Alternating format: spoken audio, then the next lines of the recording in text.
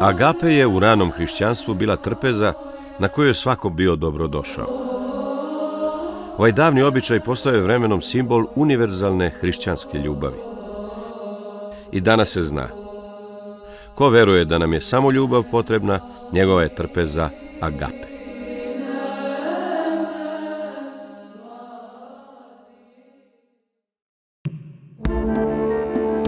Ako želite da podržite rad Agape produkcije, možete to učiniti tako što ćete zapratiti naš YouTube kanal Agape Aleksandar Gajšek, kao i mesečnim pretplatama na Patreonu i jednokratnim donacijama preko PayPala.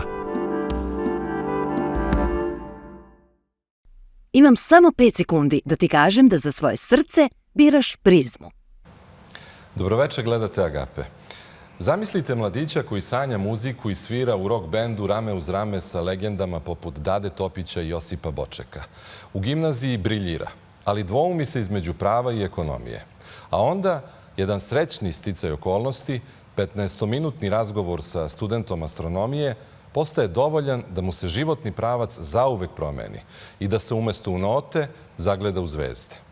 Toliko je taj pogled bio snažan da danas jedan asteroid pod brojem 3900 nosi njegovo prezime. Postao je jedan od najvećih svetskih stručnjaka za mala nebeska tela i mislilac koji nas upozorava na rizike globalnih katastrofa. Od rock scene do nebeske mehanike, od slučajnosti do sudbine, a onda do samog vrha Srpske akademije nauka i umetnosti. Naš večerašnji gost je predsjednik SANU akademik Zoran Knežević. Dobroveče i dobrodošli. Dobroveče. Posebna mi je čast, gospodine Kneževiću, zato što Agape ovog septembra obeležava 20 godina postojanja. Jedan vaš bivši kolega, akademik Vladeta Jerotić, je trajno obeležio ovu emisiju, pa bih vas molio da kažete vi vaše mišljenje o akademiku Jerotiću i kakav je po vama značaj njega kao naučnika, akademika, a neki čak kažu i prosvetitelja. Pa naravno, on je bio jedna izuzetna ličnost. Ako se ne varam, danas je upravo dan kada je on preminuo. 4. septembra. Pre 7 godina. Da. Ili, da, 4. septembra. Tako da je na neki način i primereno da ga se podsjetimo. Ja moram da kažem da ja, nažalost, nisam imao tu čast da ga upoznam dok je za života. Mi smo se viđali u akademiji na onim okupljanjima, akademijskim skupštinama i tako dalje, ali nisam imao nekako prilike da s njim stupim u neki bliži kontakt. Tako da vam ne bih mogao izneti neko posebno moje lično, da kažem, lični doživljaj njega kao čoveka i kao akademika. Ali svakako mogu da vam prenesem ono što u akademiji možete da čujete, što, da tako kažem, u onim hodnicima još uvek odzvanjaju njegovi koraci i njegov glas. I to je nešto što je ostalo trajno zapisano u analima akademije i mislim da je on ostavio jedan zaista dubok trag što se tiče akademije, naravno. A što se tiče uopšte javnosti, to je također nešto što je, ja bih rekao, obeležilo čitavo jedno vreme u našoj zemlji i zaista je on bio jedna izuzetna osoba kakvih nema mnogo i kakva će nam nedostajati. Da, ako smem da neke paralele ukažem u vašim životima, to je upravo to da u tom mladalačkom dobu nisu baš znali u kom će pravcu i da su opet taj neki sticaj srećnih okolnosti o kojima vi želite da pričamo večeras. Da kažemo da ste predložili pojmove krive Drine, srećni sticaj okolnosti, astronomija i akademija. Doći će sve na red, ali evo kako smo u najavi hteli upravo tom nekom gradacijom da tek na kraju kažemo da ste vi predsjednik SANU. Kako vi gledate zapravo na taj životni put jednog mladića koji je rođen u Osijeku, koji je došao u Beograd da studira i odjedanput mu se otvaraju vrata svetske naučne scene, opet kažete sticajem slučajnih okolnosti da ste izabrali doktorat koji će pokazati vreme da je veoma aktuelan. I konačno, Šta je bilo u vašoj glavi, u vašem duši, srcu, kada ste prihvatili tu kandidaturu da budete 23. predsjednik Akademije? Koji je bio vaš lični motiv? Pa sad, kako bih vam rekao, znači što se tiče pogleda na tu moju karijeru, kako ste u jednom momentu to formulisali, i na moj zapravo život na neki način, ja moram da kažem da se i sam čudim. Kako sam zapravo od ovoga što ste rekli, ovoga jednog malog dečarca iz Osijeka, punog maštanja o raznim stvarima, uključujući i nekakve stvari vezane za nauku, ali ne i obavezno opredeljen da mi to bude životni poziv. To je prosto bilo nešto što mi izgledalo kao atraktivno, interesantno i nešto lepo, neuobičajeno, zanimljivo, čime bi se čovjek mogao baviti, ali nije bilo to nekakvo ovako jasno u početku opredeljenja.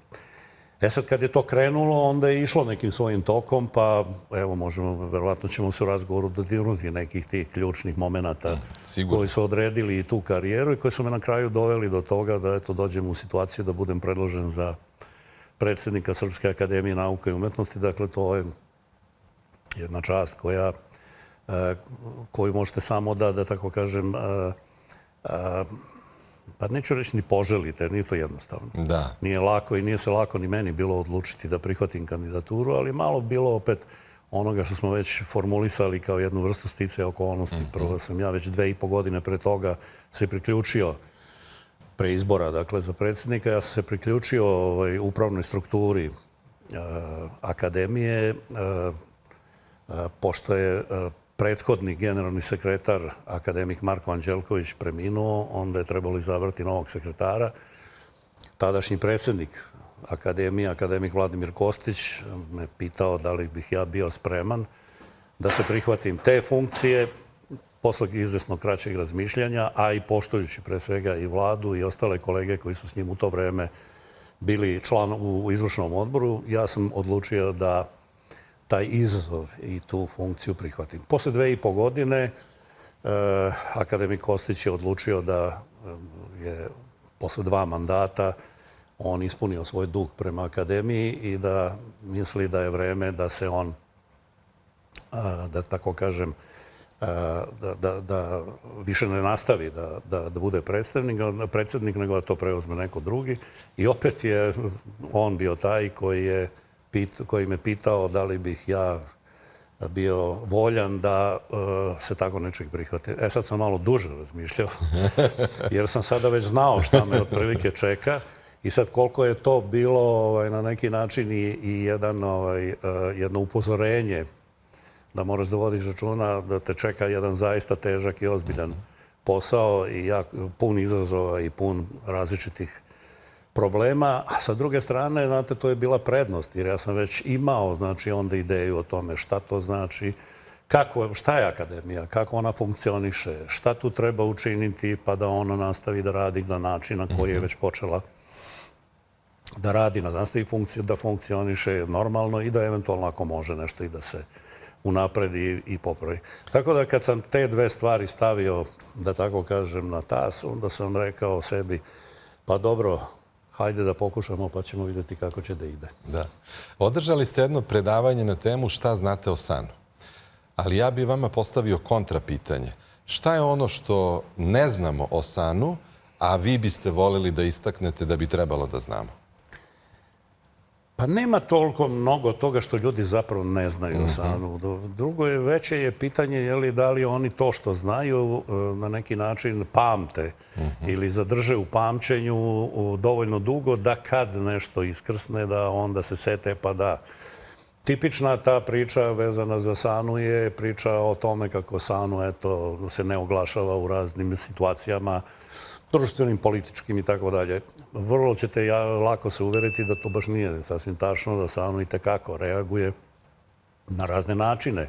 Ne znači obavezno da to mora biti na način na koji neko očekuje, ali da se ona oglašava. Tako da više bih bio sklon tome da kažem da bih molio da ljudi više prate sanu, da malo više vode računa o tome šta sve sanu radi, kakve su sve stvari koje se događaju u sanu. Nije to samo ovaj deo koji je vezan za određene političke događaje. Tu ima toliko toga što se događa u SANU da je prosto ponekad, neverovatno šta sve i koliko ljudi prođe. Nama prođe godišnje kroz onu palatu preko 150.000 ljudi na raznim skupovima, sastancima. Tako da prosto ispratite SANU malo više i značite dovoljno o njoj da možete da na drugi način eventualno da je percipirate i da o njoj sudite.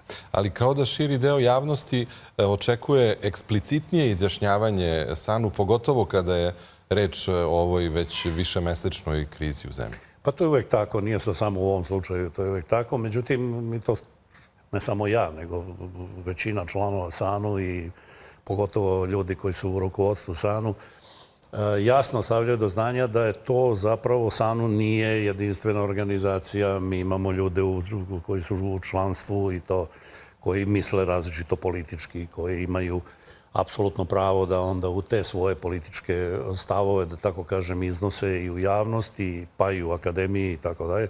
I to se sve poštuje.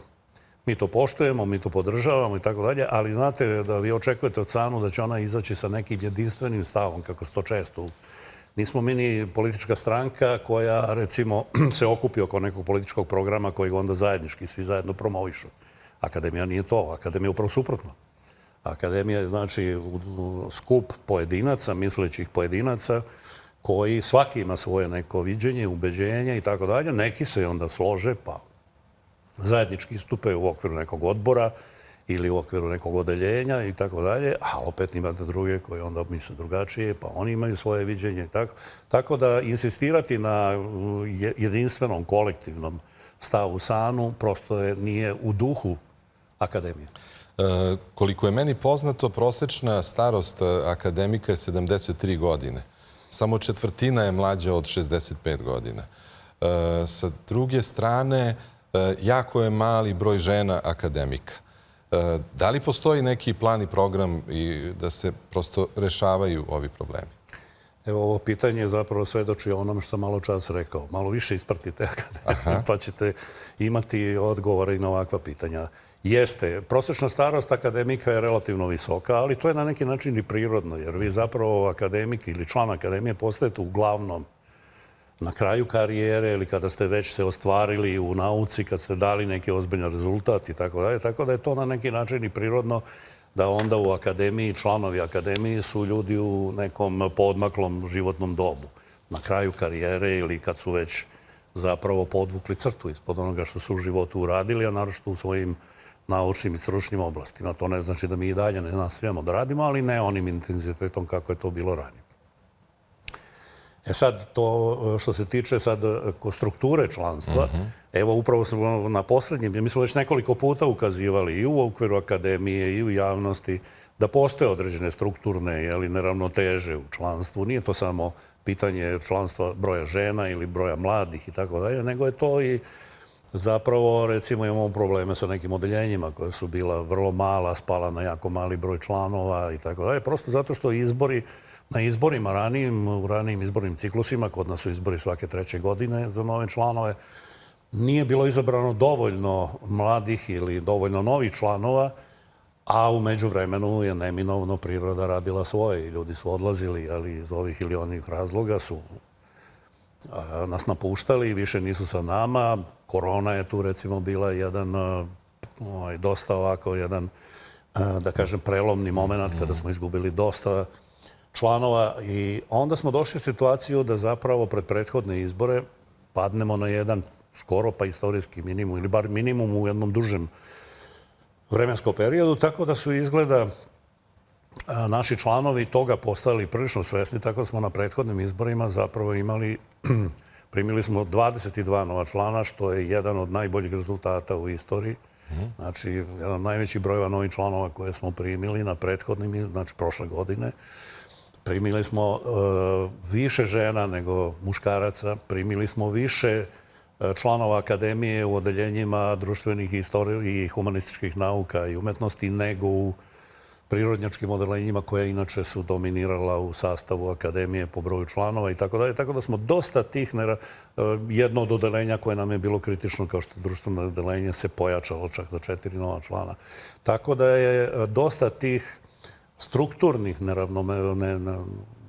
disbalansa koje ne možete da izbegnete, znate, to je prosto tako, su na neki način koliko toliko ublaženi. Ja se nadam da je to samo jedan pokazatelj nekog trenda koji ćemo mi nastaviti i u budućnosti da sledimo. Samo još jednu rečenicu da dodam. Kad su žene u pitanju, vidite podatak koji mi sada imamo da je više žena u nauci sada trenutno aktivno, da mi u većini instituta, pogotovo vodećih velikih instituta, su upravnici tih instituta su žene. Prema tome, ja mislim da će prirodno onda i broj žena članica akademije rasti, jer prosto imate veću bazu iz koje ćete onda crpeti kvalitetne ljude koji će ulaziti u akademiju. Ako se slažete, ja bih se vratio opet malo na onog Zorana Kneževića, dečaka koji je rođen u jednoj imućnoj porodici u Osijeku, otac inženjer šumarstva, majka pedijatar. On pokazuje izvanredne rezultate u školi, bez ikakvih problema, krči lepo svoj put i kao što smo rekli u uvodu, on se njiše između prava i ekonomije, ne zna tačno šta će upisati. Kako objašnjavate to da jedan slučajni susret sa vašim prijateljem Vladom i upoznajete prvi put čoveka, njegovog drugara Miloša, koji je student ekonomije i astronomije, pardon, 15-minutni razgovor sa njim apsolutno promeni nešto u vašoj duši, iako do tada niste imali sa astronomijom nikakve veze? Pa nisam imao kontakta u nekom aktivnom smislu. Ja sam voleo astronomiju, imao sam neke knjige iz astronomije koje sam čitao, popularne, i tako da je mene astronomija uvijek privlačila kao neka vrsta ovoga.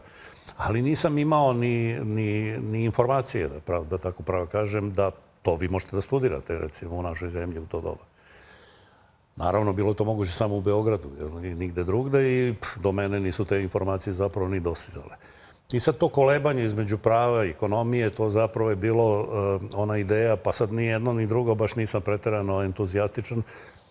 Kao učenik u gimnaziji ja sam imao dobre ocene iz svih predmeta, od matematike pa do filozofije i ne znam čega, tako da sam mogao da biram zaista, imao sam široki izbor, ali nekako nikako nisam mogao se opredeliti šta bi. Onda je ideja bila, ajde, studiram pravo ili ekonomiju, dakle, jedan od tih fakulteta koje kad završite, možete da ostanete u struci ako vam se to sviđa, ali i ne morate. Možete da se onda bavite u životu i nekim drugim stvarima, kao što i puno ljudi koji su završili te fakultete zapravo ne ostane u onoj najužom smislu, u struci u najužem smislu. Tako da je meni to izgledalo onda tako, pa dobro, ako već nemam nešto konkretno, ajde nešto ovako, pa ćemo odložiti taj životni izbor za još neku godinu, pa ćemo posle da vidimo šta ćemo i gde ćemo. Meni je onda predstojala i selidba iz Osijeka u Beograd, pa i to bila jedna nepoznanica koja je uticala na to da ja zapravo na neki način nemam tu neku jasnu viziju, ideju šta bih ja i kud bih. I onda se desilo tako da smo, eto, jedno poslepodne sa mojim prijateljem Vladom, kojeg ste pominjali, smo izašli u grad, nas dvojica, i sretli njegovog poznanika, Miloša Šošića, koji je se ispostavio, počeli s njim da razgovaramo, ispostavio se šta radiš, studiram, gde studiraš u Beogradu, šta studiraš, astronomiju, šta ti je to? Astronomija, kako to izgleda, i on mi je ovako, da kažem, vrlo u nekoliko rečenica opisao šta, kako to ide i tako dalje, i on se ja zapravo nisam odmah odlučio, to je malo sad, da ne preteram, ja sam se zainteresovao. Naravno, onda sam počeo da malo detaljnije proučavam šta to, kakve su to studije, šta sve uključuju, koji su smerovi, na koji način se možete upisati i tako. I sve se to meni nekako lepo uklopilo i eto tako, taj susret je zaista bio jedan od tih srećnih sticaja okolnosti kakvi su mi se nekoliko puta desili u životu, koji su me usmerili da na kraju evo dođem tu gde jesam. Ali, eto, to je bio taj prvi moment koji ja pamtim kao jedan od tih odlučujućih sticaja okolnosti koji su mi posle odredili život. Da, jedna od tih rubrika sigurno može da upadne i pod pojam muzika, pod taj srećni sticaj okolnosti i kada ste izabrali umesto muzike nauku. Ali kažite nam nešto o tom periodu, o tom vašem bendu koji se zvao Đavolji eliksiri. Da li je taj naslov podstaknut Hofmanovim romanom, gde glavni junak, zapravo jedan kaluđer jednog katoličkog reda, prekrši neku zabranu i onda naravno stižu neke konsekvence. Da li uopšte u tom naslovu je trebalo da se predstavi neko vaše mladalačko buntovništvo na tadašnji sistem? Pa teško da smo mi baš na taj način razmišljali sa 14 godina, 15 koliko li smo imali kad smo ušli u prvi raz gimnaziju. Naime, sticajem okolnosti sam ja, eto kažem, tih srećnih okolnosti sam ja išao u razred u gimnaziju sa Dadom Topićem. I pošto je to bilo vreme Beatlesa, Rolling Stonesa i svih tih prvih svetskih mega zvezda i grupa, onda ja mislim da je u to doba svaki mladi momak maštao da uzme gitaru i da postane čuven, kao što su to bili oni. Tako da smo i mi imali tu verovatno skrivenu želju, a i voleli smo muziku. Ja sam već svirao i pre toga, a Dado je počinjao, ali smo onda zajednički odlučili da eto, napravimo neku grupu. Jeste svirali autorsku muziku? Ne, to je bilo vreme kada su se svirale stvari od velikih grupa, pa ste vi svi skidali. Tu i tamo po neku stvar smo mi nešto kao navodno, ali to je bilo daleko od nekog autorstva. Međutim, ime koje ste pomenuli zaista asocira na ovo što ste vi rekli, međutim, naravno, mi nismo imali, bar ja nisam imao takvu ideju, a ime u ostalo im je predložio Dado, ne ja, to je Dado apsolutno bio neko ko je, sad da li on čitao tu knjigu i da li on imao neku vrstu, to možete njega pitati, možda bi on mogao bolje to da objasni, ali ja mislim da je to otprilike nama lepo zvučalo. Znate, to je ono bilo vreme, Bele strele, Crveni koralji, tako neka gromopucateljna imena i šta ja znam. I onda je nama se izgledalo to, Đavolji eliksiri. Posle su nam malo skrenuli pažnju da možda to Đavolji baš i nije zgodno, pogotovo u to doba, jel? Pa smo onda za kasnije nastupe to skratili u eliksiri. Tako da to je 3 godine trajalo ukupno. Posle su Dado i Boček nastavili muzičku karijeru, a ja sam od muzičke karijere, da tako kažem, odustao i prešao, odnosno odlučio da ipak idem na studije, da nastavim da neki malo klasičniji put. I pravo da vam kažem, evo iz ove današnje perspektive izgleda smo svi doneli ispravne prave odluke. Ali dobro, koje ste ploče tada slušali i da li se toj muzici vratite danas koja vas nekako podsjeti na to detinjstvo? Naravno, kad čujem neko od tih starih stvari 60. godina, meni malo zaigra, što kažu, srce. Ali sećam se i prve ploče. Moj otac je povremeno putovao u inostranstvo na neka usavršavanja i tako dalje i prvu ploču koju mi je donao je bila ploča od Beatlesa, Twist and Shout, s jedne strane, s druge strane Love Me Do. To je bilo 45. Tako je, obrtaja. Obrtaja A i B strana i to je bila prva ploča od koju ja pamtim. Naravno, više smo mi nekako bili orijentisani ka Rolling Stonesima, Kingsima i toj vrsti grupa koje su bile manje komplikovane za sviranje, jer su Beatlesi vrlo brzo postali studijski muzičari koji su manje već onda nastupali javno i onda su imali mnogo komplikovanije pesme u koje su uključivale i druge instrumente, i orkestre, i efekte. To je bilo skoro nemoguće se izvoditi. Onu sirovu muziku Rolling Stonesa iz prvih njihovih godina, Kingsa i drugih grupa, to je sve funkcionisalo. U to vreme bio je jedan čuveni film, mladi, čini mi se da se zvao Young Ones, to je Cliff Richard sa Shadowsima i to je bilo isto jedna senzacija. Tako da sve to zajedno kad se skupi, to je nas motivisalo i mi smo 3 godine po raznim podrumima, skloništima, na radioaparatima, sa napravljenim gitarama i na razne načine svirali smo, bili uporni i tako smo na kraju napravili sasvim jednu lepu grupu koja je onda u Osijeku postala popularna, poznata, svirala na igrankama i tako, ali kad je došlo to vreme da se odlučimo šta dalje, njih dvojica su izabrali muziku, Ja sam izabrao studije i eto tako smo se onda razišli u tom. Srećnim sticajem okolnosti. Evo koliko puta smo izgovorili taj pojam sreća. Kako vi kao astronom koji se bavi zakonima, prirodnim, preciznim računicama, gledate na taj pojam i da li možda čovek svojim životom, svojim radom zapravo prizove na neki način taj srećni sticaj okolnosti ili kako je to veličanstveno Čika Duško Radović u jednom svom stihu rekao, srećan čovek sreću stvara? Znate, to je sad malo ovako jedno šire pitanje na koje bi čovjek mogao da malo i složenije odgovori. Recimo, malo šire da odgovorim. Čovjek koji je religiozan će reći to je Božje promišljanje. Pa je to onda nije sreća ili je sreća deo Božje promisli. Čovjek koji se možda malo skloni misticizmu bi mogao da kaže ne, to je prst sudbine, pa ne znam i tako dalje. Ja lično mislim da je to jednostavno jedan, zato ga i zovem, sticaj okolnosti. A sad zašto je srećan? Pa ima i oni koji baš nisu uvijek srećni. I sad je možda i samo pitanje vremena kada ćete imati neki srećan sticaj okolnosti, kada nećete, možda samo treba sačekati neko vreme. E sad, ja ne mogu se požaliti, ja sam imao u nekoliko navrata to, možda je to zaista sreća. I da u tom smislu, da čovjek posmatra. Ali, znate, morate imati, ipak postoji nešto što je zapravo tu sreću ume da iskoristi.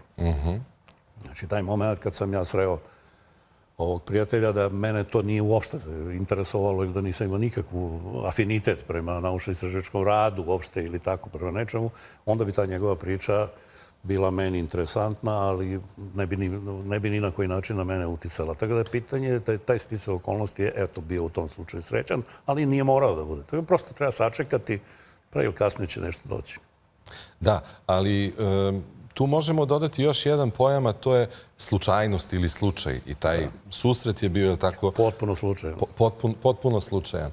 Ali znate šta, setio sam se jednog pisma Alberta Einsteina koji je bio upućen Maxu Bornu, gde je on izgovorio tu čuvenu rečenicu Bog se ne kocka. Ne kocka, da. Šta je time Einstein hteo da kaže? Pa upravo to, da zapravo to što se nama čini kao slučajnost, zapravo je možda deo neke šire Božje promisli i tako dalje, koja nama nije data da je spoznamo, ali je na neki način sad, tu je taj problem generalno, ako filozofski posmatrate, sa aspekta filozofije, posmatrate odnos determinizma i nekog drugog pogleda na i nauku, i na svet, i na život. Ja mislim da je Einstein je menjao, koliko ja pamtim, njegovu biografiju i detalje. Na kraju krajeva nije bio jedini. Mnogi su lutali. Znate, nauka je, recimo, haotične fenomene prepoznala tek u drugoj polovini 20. veka. Relativistička fizika je kraj 19. početak 20. veka. Ajde, recimo, od Poincarea možete da kažete da je počela i da se shvatamo da svet nije onako deterministički kako su to mislili Newton, Laplace, Lagrange i neka druga velika imena nauke, pa možda i Kant i šta ja znam od filozofa. Tako da to je nešto što je došlo sa razvojem nauke i mi smo malo promenili to. Tako da i to što je nekada Einstein rekao ne bi trebalo danas mu uzeti za zlo, da tako kažem, ili da mu reći nije on to razumeo ili šta ja znam. U to doba to što je on rekao je imalo dubok smisao.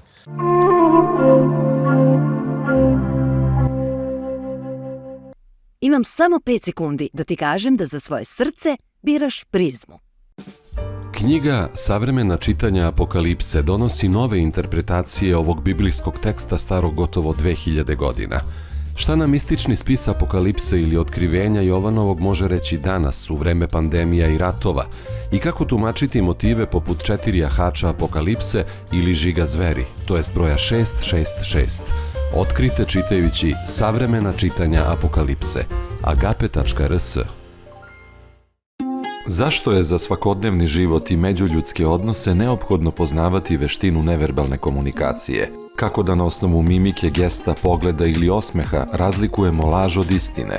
Kakvu poruku nam šalje način sedenja?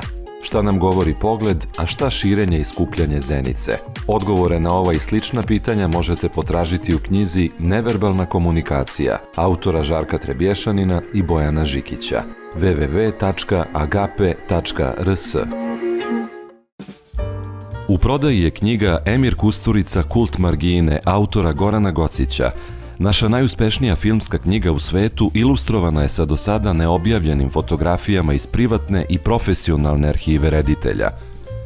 Pročitajte jedinu autorizovanu biografiju Emira Kusturice i upoznajte filmsku magiju našeg najslavnijeg umetnika. Knjigu Emir Kusturica Kult margine pronađite u svim knjižarama i na sajtu agape.rs. Rečnik psihologije Žarka Trebješanina sažima stotina i zamenjuje 50 stručnih knjiga iz različitih disciplina psihologije. Ovakav stručni i sveobuhvatni rečnik psihologije sadrži 5000 pojmova. Rečnik psihologije je dragocen i pouzdan vodič svima i laicima i stručnjacima koji dolaze u kontakt sa psihološkom literaturom. Knjiga Agape Antologija 5 sadrži 12 odabranih razgovora sa akademikom Vladetom Jerotićem iz serijala Agape. U knjizi možete naći odgovore akademika Vladeta Jerotića na pitanja kako da upoznamo sebe, koje su glavne prepreke u procesu samospoznaje i zašto je velika životna istina da samo dela ljubavi ostaju. www.agape.rs. Knjiga Ja Nikola Tesla, autora Aleksandre Ninković-Tašić i Milorada Durutovića, sadrži autobiografske zapise, brojne anegdote, naučnikovu prepisku kao i prvi put na srpskom jeziku objavljenu Teslinu knjigu o srpstvu i Jovanu Jovanoviću Zmaju. Teslini roditelji, školski drugovi, prijatelji u Americi pišu o našem geniju. Dug vraćamo, a istina nas vodi do drugačijeg portreta Nikole Tesle. Ja Nikola Tesla. www.agape.rs. Knjiga Agape Antologija 6 sadrži 12 razgovora o najznačajnijim rediteljima u istoriji filma. Bergman, Fellini, Tarkovski, Chaplin, Buñuel, Riefenstahl, Petrović, Zvjagincev. Tu su i intervjui s najvećim rediteljima današnjice, Mihalkovim i Sokurovim, kao i prava poslastica za čitaoce, razgovor Vladete Jerotića i Emira Kusturice na temu stvaralaštva. Agape 6, Antologija filmske umetnosti. www.agape.rs.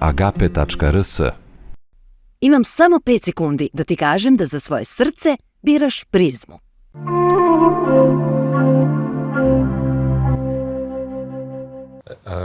Pod srećnim sticajem okolnosti, kao što rekoh, smatrate i izbor teme vašeg doktorata. To je teorija kretanja malih nebeskih tela. Jeste. Da li vas je tu neka intuicija privukla toj temi? Da li možda ta činjenica da se asteroidi zapravo nazivaju kao fosili zapravo jednog kosmosa gde su ukorenjene najstarije informacije jer su se zapravo najmanje promenili tokom evolucije sunčevog sistema? Tako je. Pa jeste, upravo su ta takozvana mala tela sunčevog sistema koje predstavljaju uglavnom ostatke iz vremena formiranja naših velikih planeta i tako dalje. Znači, prosto nisu postali deo velikih tela, nego su ostali u tom manjem formatu i mnogo su, i brojni su i po čitavom sunčevom sistemu i imate. Zapravo se tu, opet negde krajem 20. veka, je nauka zapravo spoznala da su to tela koja su najmanje izmenjena u toku prethodne 4,5 milijarde godina koliko traje naš sunčev sistem. Znači, svemir je mnogo stariji, nekoliko puta stariji, ali i naš sunčev sistem je već u zrelom dobu. Otprilike kažu da smo negde na polovini naše evolucije. Tako da, ako želimo da saznamo kako je sunčev sistem izgledao u početku, na koji način je onda nastao i kako je evoluirao, onda je očigledno da morate da tražite odgovore u onim telima koja vam nose informaciju iz tog vremena. Asteroidi, komete i uopšte mala tela sunčevog sistema pripadaju toj kategoriji tela, jer recimo na velikim planetama, kao što je Zemlja, vi imate jako puno efekata koji menjaju. Recimo, površina Zemlje izgleda potpuno drugačije nego što je izgledala pre nekoliko desetina miliona godina, kamoli pred milijarde godina, jer imate tektoniku ploča, imate promene reljefa, imate Od čitav niz. Pangeje do danas. Imate eroziju, imate vodu, imate čitav niz stvari koje A i za utiču vodu na... kažu da su asteroidi zaslužni. Pa to je jedna od hipoteza, zapravo misli se pre na komete, ali ili na asteroide iz tog dela asteroidnog pojasa, koji se inače nalazi između putanja Marsa i Jupitera, pa onaj koji je bliže Jupiteru ima više tela koja sadrže vodu. Ali nije to voda u tečnom stanju, to je voda kao hemijski element unutar takozvani karbonatnih asteroida koji imaju više prosto vode. Naravno, sve te ideje mogu da se, da tako kažem, može da se dokaže da su one, da tako kažem, razumne, da je možda tako bilo, ali mi definitivno nemamo još tačan dokaz da to baš jeste bilo tako ili da li su to bilo pre komete ili su to bili asteroidi i tako dalje, tako da i na koji način. Znate, ima nekih ideja o mehanizmima transporta iz jednog dela sunčevog sistema u drugi, dolaska do zemlje, sudara sa zemlje, padanja na zemlju i tako dalje. Međutim, sve to skupa je još uvek, da tako kažem, u fazi istraživanja i to su dobre hipoteze, ali ja ne bih rekao da je još sve to baš potpuno do kraja sasvim jasno i sve ti mehanizmi i svi ti načini kako to je išlo i tako dalje. Imamo još posla. Da. Dobili ste brojne nagrade za svoje stvaralaštvo naučno, ali svakako jedna se izdvaja. Kako je izgledao taj trenutak kada vas je pozvao Centar za izučavanje malih planeta u Harvardu i saopštio da upravo to što ste unapredili tu teoriju o kretanju malih tela, dobili zaslugu da se jedno nebesko telo zove po vama 3900 Knežević i to je okrugao broj, što je posebna čast. To su samo najveći dobijali od Keplera, Newtona, Einsteina. Dobro, ja se sigurno ne urajam u tu kategoriju i nije oni su dobijali broje 1000, 2000, 3000, ovo je malo manje okrugao, sa 2 nule, ne 3 nule, ali jeste. Pa dobro, to je malo bio opet jedan, da tako kažemo, srećan stice okolnosti.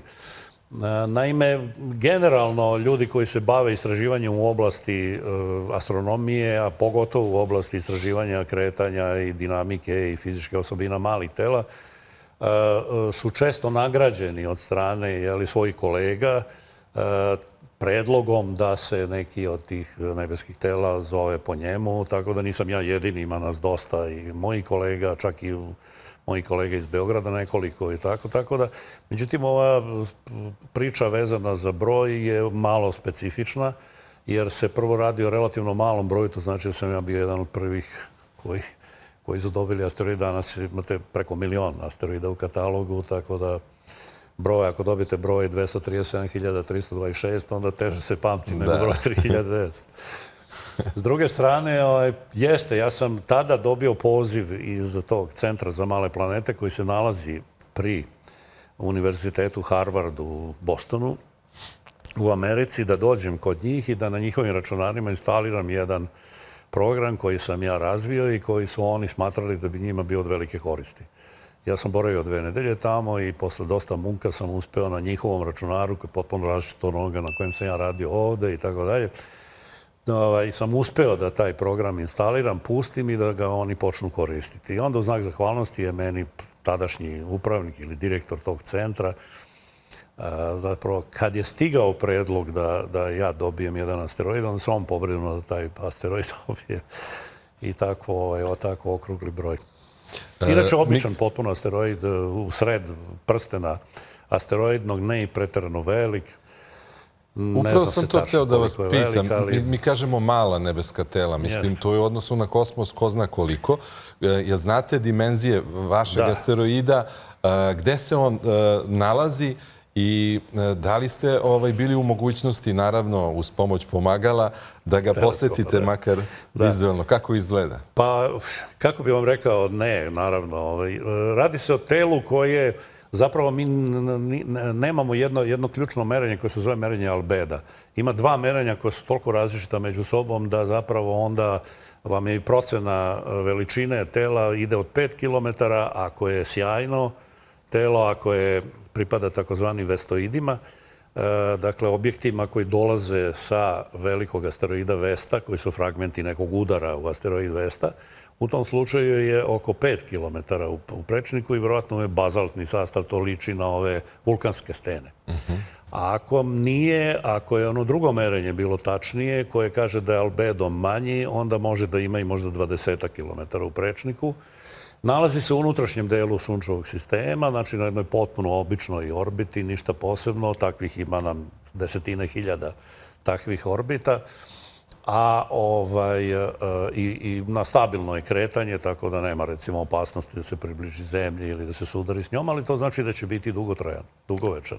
Divno. Tako da je to otprilike priča. Inače, nisam ga ja lično posmatrao, otkrio ga je jedan moj kolega Amerikanac, koji zapravo, on je u stvari Britanac, ali radio na observatoriji Lowell u Arizoni, otkrio ga je i onda je na predlog mojih italijanskih kolega s kojima sam ja već uveliko sarađivao tada, on prihvatio da on predloži, jer on ima pravo, otkrivač ima pravo da predloži ime, onda je on predložio Centru za male planete da jedan od tih asteroida koje on otkrio nosi moje ime i onda sam vam rekao kako je došlo do toga da on dobije i okrugli broj.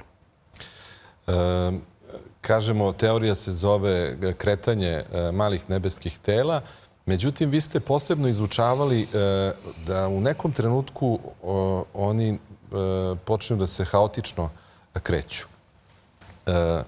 Da li ste primetili da u tom haosu ipak ima nekog reda i da li možda kada izučavate takve stvari, ono što kažu mikro i makrokosmos, koliko zapravo to što se dešava u nebeskom svodu podsjeća i na naše ljudske živote, kako individualne, tako i kolektivne? Sad, tu paralelu ću teško da.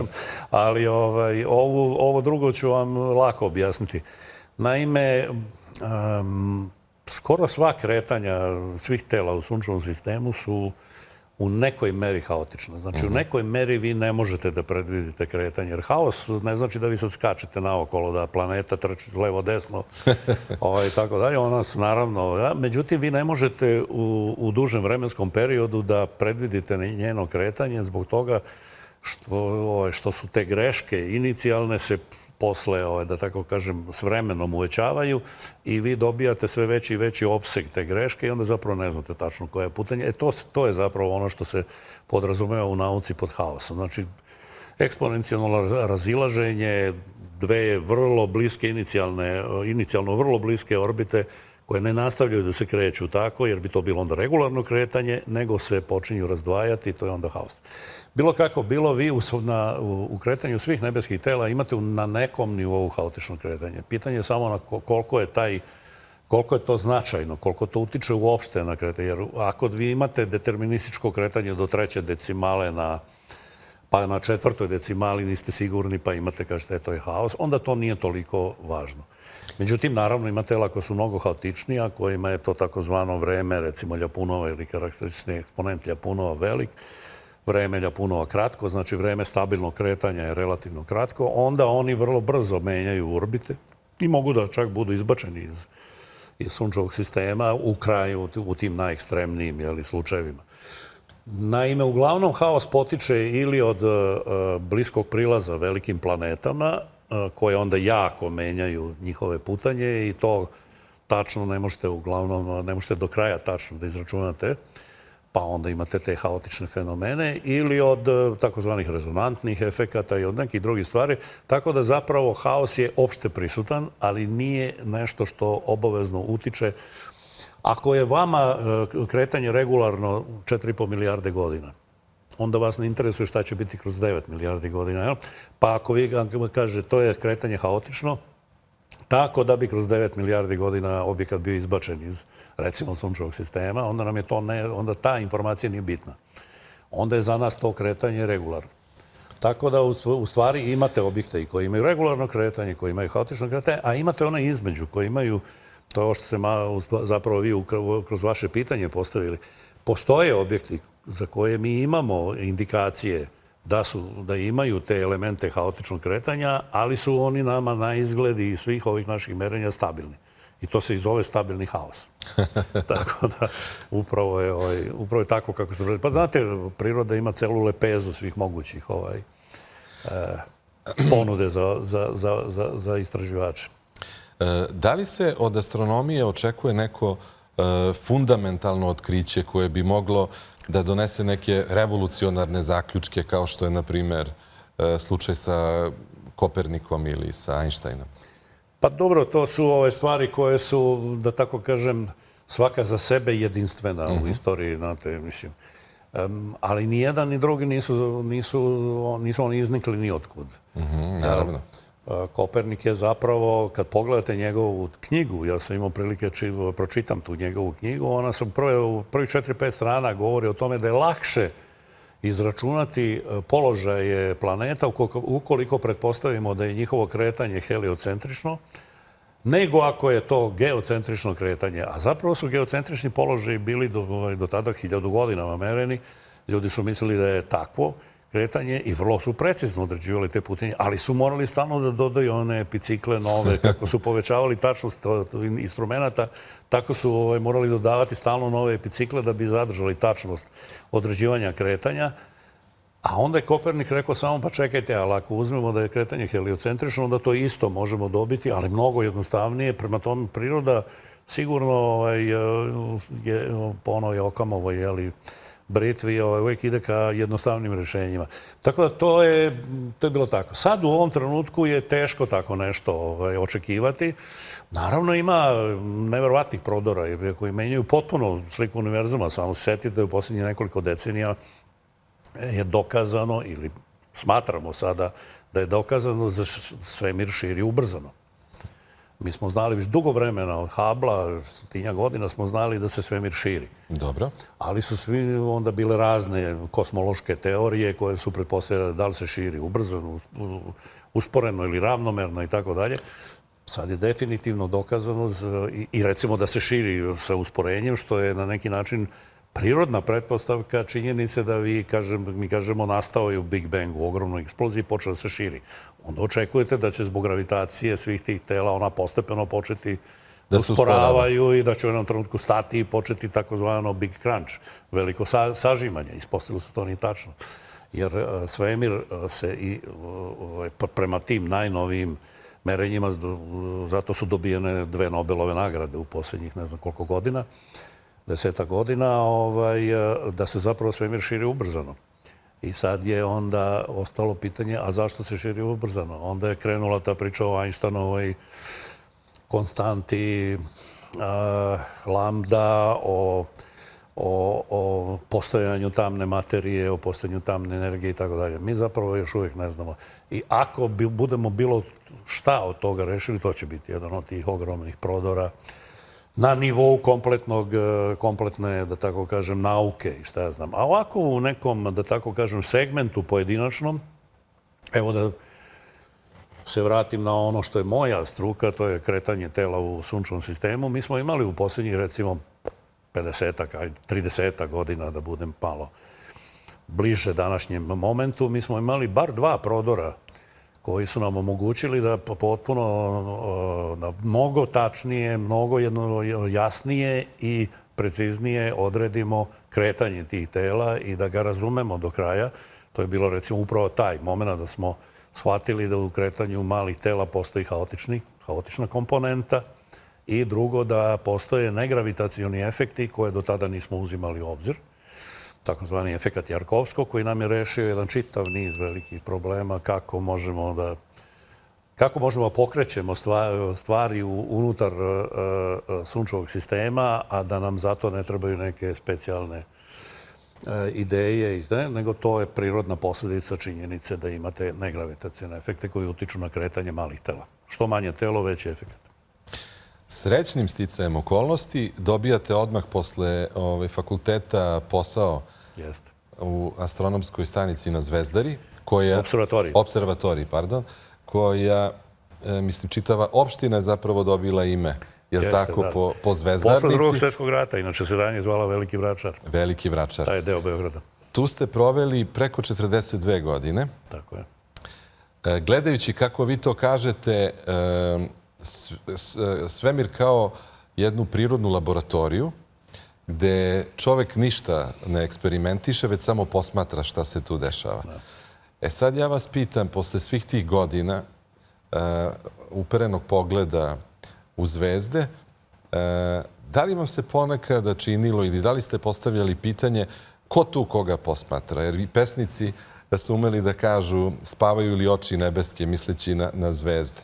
Da li mi posmatramo njih ili možda one nas? Pa ono što mi znamo, to je da sigurno to je da mi njih posmatramo.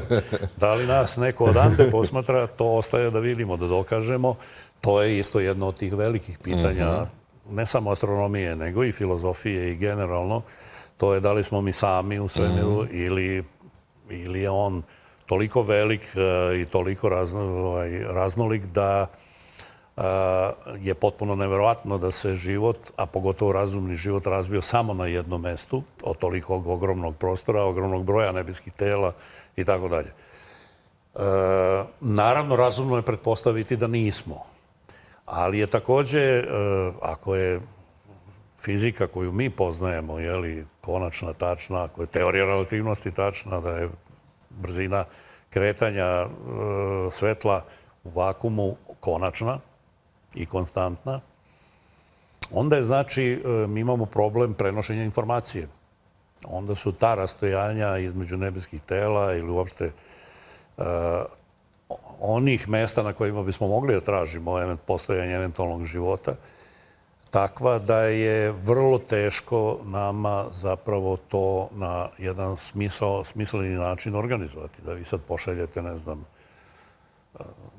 vi ne možete da pošaljete, mi nemamo još tehnologiju da nešto pošaljemo pa da to ispituje ne znam šta na nekom drugom mestu, nego nam jedino preostaje da osluškujemo svemir, da vidimo da li ćemo u tom moru, okeanu signala koje mi primamo iz svemira izdvojiti neki mali signalčić koji će nam ukazati da taj koji je poslao taj signal je imao neku ideju iza tog signala.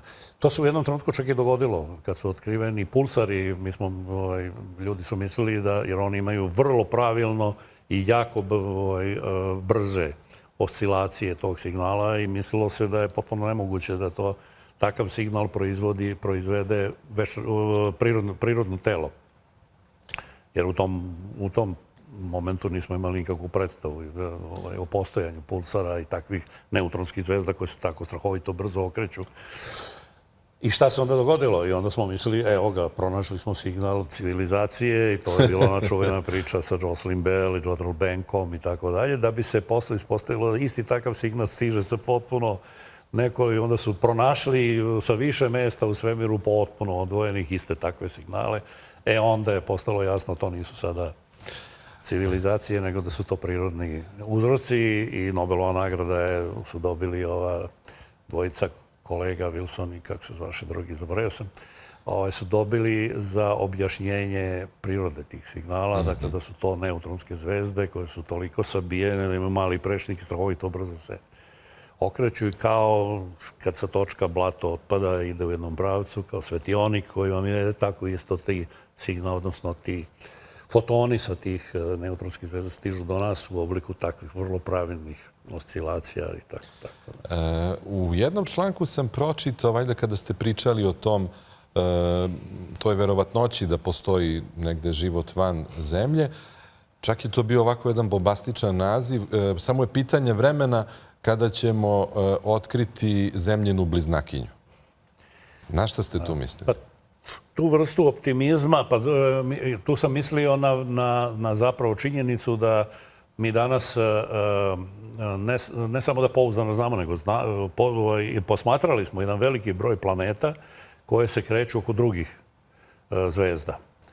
I sad smo konstatovali da veliki broj zvezda ima planetske sisteme. To smo nekada imali kao, da kažem, razumnu pretpostavku, da je to tako. Jer zašto bismo samo mi imali planetski sistem?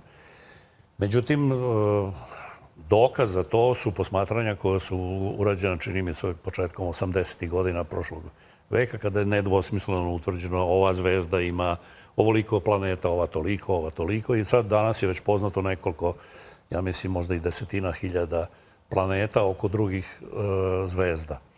Još uvijek nismo našli baš identičnog bliznakinju, planetu bliznakinju Zemlji, ali ima puno sistema u kojima ima planeta koje su ili po veličini ili po tome što se nalaze u takozvanoj nastanjivoj zoni svojih zvezda ili po nekim drugim osobinama slične Zemlji. To ne znači da na njima obavezno ima života, jer za postojanje života je potrebno jako puno različitih uslova da bude ispunjeno i tako, ali sve češće mi otkrivamo planete koje ispunjavaju neke 1, neke 2, neke 5 uslova i tako dalje. Tako da je to što sam rekao tada, verovatno i dalje stoji.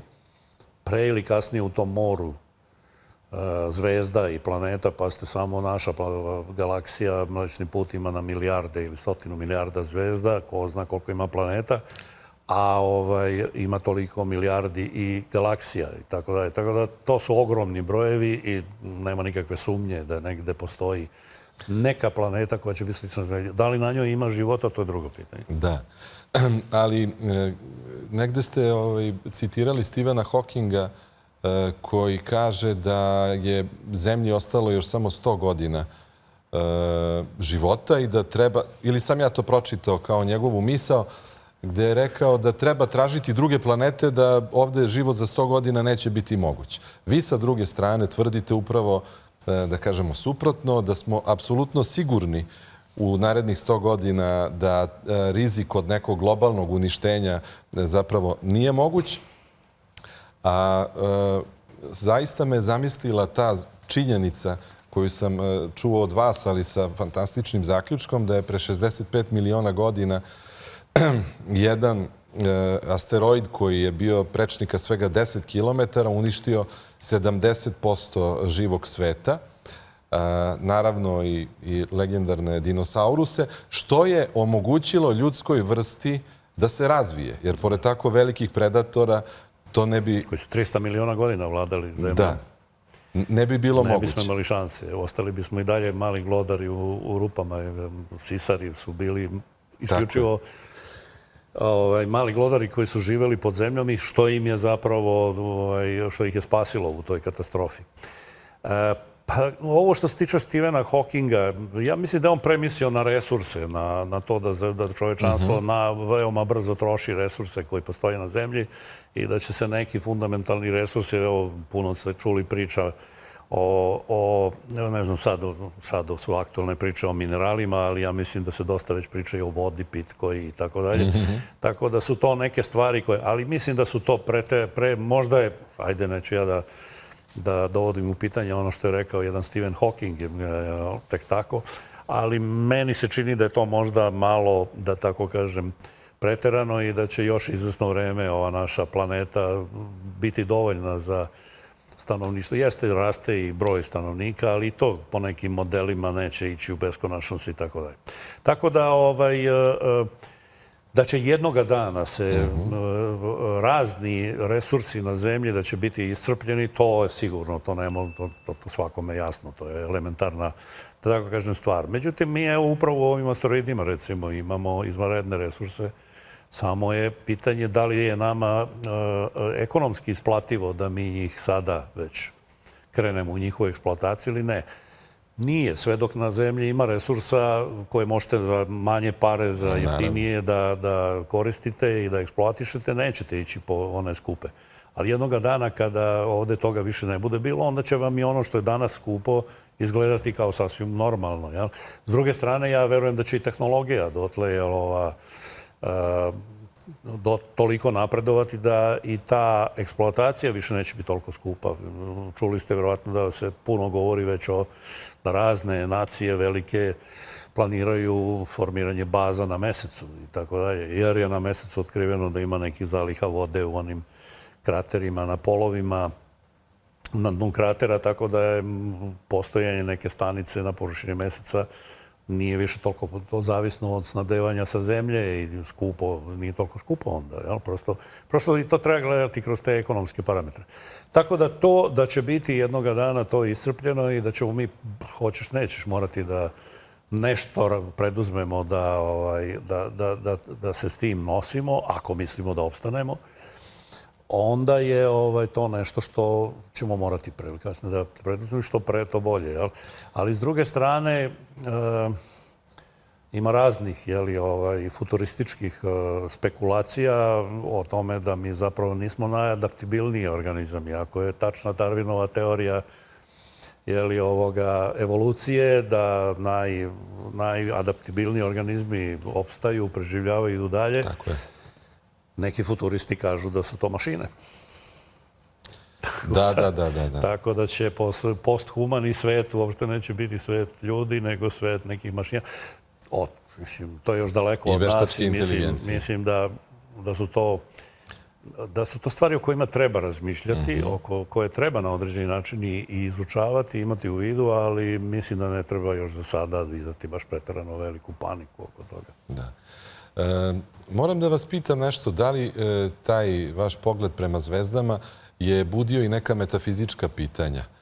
Da postavljate pitanje smisla onostranog ili ono, često volim da citiram taj Đoletov stih, kad ga uplaši sjaj milion sveća kad se nebom popali i gde je tome kraj, za kog su tako dubok zdenac skopali.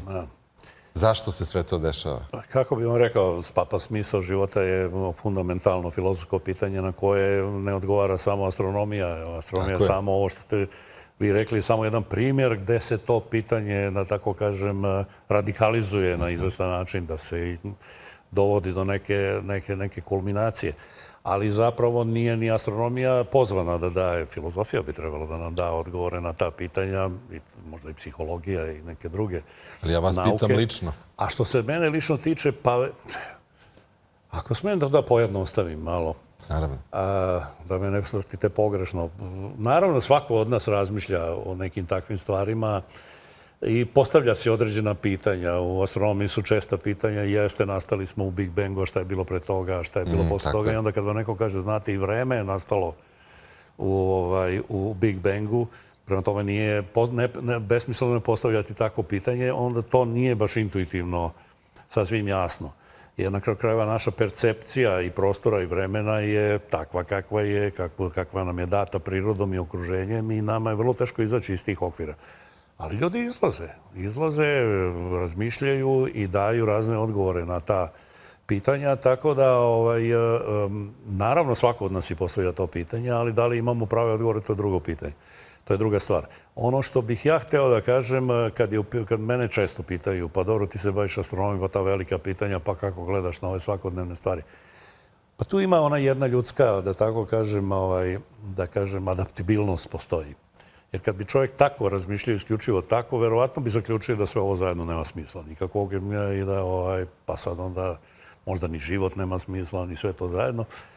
Međutim, kad počnete nečim da se bavite konkretno, kao profesijom, kad se vi bavite problemom da rešavate neku jednačinu, pa ne znam ono i tako dalje, onda pomalo sužavate taj horizont. Vi ne razmišljate više o tome u tom nekom globalnom u globalnom smislu, ima li to smisla ili nema, nego gledate kako ću da rešim ovaj problem i tako dalje. I kad vam nešto, kao što znate, postane profesija, kad se time svakodnevno bavite, onda počnete na neki drugi način doživljavate sve to skupa. Kao jednostavno deo nekakvog vašeg svakodnevnog bitisanja, bavljenja nečim, uživanja u nečemu, ako hoćete, ili na kraju krajeva prosto obezbeđivanju egzistencije svakodnevne za sebe, porodicu, tako da vam se taj neki širi horizont pomalo ili izgubi, ali ne potpuno u smislu da je on nestao, nego je prosto sveden na nešto što vam omogućuje na kraju krajeva da se nosite sa tim pitanjima. Da. A vi jednom rečenicom ovako širite nama horizonte i vidike Jer toliko smo se podelili na ovoj planeti granicama, teritorijama, politikama, ideologijama, gde vi kažete, pa jedino nam je još nebo ostalo zajedničko. Za sad. Za sad. Kaže, na mesecu su već počeli da pričaju o postavljanju baza, zastava i sličnog. Nadam Znači, se da kreće i tamo za invazija. sada postoje međunarodni ugovori, Ujedinjene nacije i tako dalje su donele određene deklaracije o prostoru svemirskom, odnosno Asioni, kao zajedničkom dobru čitavog čovečanstva, nedeljivom i tako dalje. I za sada jeste tako. Niko meni ne može da kaže, slušaj, nemoj slučajno da posmatraš onu zvezdu, to je moja zvezda, ti smeš onu, a ne smeš ovu. Toga nema granica na nebu i u tom smislu nam je bar nebo zajedničko. Nadam se da će tako i da ostane. Da. Evo samo za kraj, mislim da je gledaoce najviše začudilo od svih pojmova koje ste predložili kriva Drina. Da. A zapravo reč je o vašoj omiljenoj misli Ive Andrića da su krive Drine uvek postojale, da niko nije uspeo da ih ispravi, ali da ne treba odustajati od ispravljanja krivih Drina. Šta je smisao? U čemu vidite smisao toga? Evo, pokušat ću da vam objasnim u nekoliko rečenica. Dakle, ljudi su uvek težili tome, ili su bar neki težili tome da imaju ono što smo nekada zvali životni moto. Pa da kaže, moj životni moto je to i to i tako dalje. Ja lično mislim da je to možda malo previše pojednostavljeno i da vi ne možete čoveka svesti na jednu dimenziju i na jednu dimenziju koju vam donosi ovaj ili onaj moto. Čovjek je suviše kompleksna, da kažem, individua i zahteva neko šire objašnjenje. Ali ako hoćete ponekad da kažete, pa meni se sviđa da to tako bude, eto, meni se svidalo u jednom trenutku kada su mi pali u ruke znakovi pored puta, ta misao Andrića koja je meni bila fascinantna i koja bi se mogla tretirati kao neka vrsta životnog motoa. Sa druge strane, ja to ne doživljavam kao sada nekakav recept za, da kažem, bilo praktično, bilo pragmatično delovanje. Da ću ja sad da se ponašam u skladu sa tim celog života, ću ići pa ću, ne znam, samo ispravljati krive Drine. Ja to više vidim kao jedan sistem vrednosti. Kao jedan sistem vrednosti i to i onog unutrašnjeg nekakvog života čovekovog, znači u smislu težnje da čovjek uvijek bude što je još bolji. Da radi na sebi u tom smislu, da u tom kontekstu bude bolji, da se bolje odnosi prema sebi, prema okolini, prema sredini u kojoj živi, u kojoj radi i tako dalje, da u tom smislu ja to vidim kao ispravljanje krivih Drina. Dakle, ispravljanje krivih Drina, ali pre svega u sebi, a ne toliko onda, jer na kraju krajeva nismo svi ni u poziciji da te neke druge krive Drine, krupnije, društvene ili bilo kakve druge ispravljamo. Posljednje pitanje. Koju biste krivu Drinu najviše voljeli vi da ispravite? A sad kod sebe, mislim, ako se vratimo na ono što bih ja voleo, pa voleo bih da mi je malo balans između emotivnog i racionalnog možda malo drugačiji nego što je. Ja mislim da ja jesam ovako jedna, možda vam ne izgleda tako, jedna emotivna osoba, ali se prema svetu nastojim da se ponašam racionalno.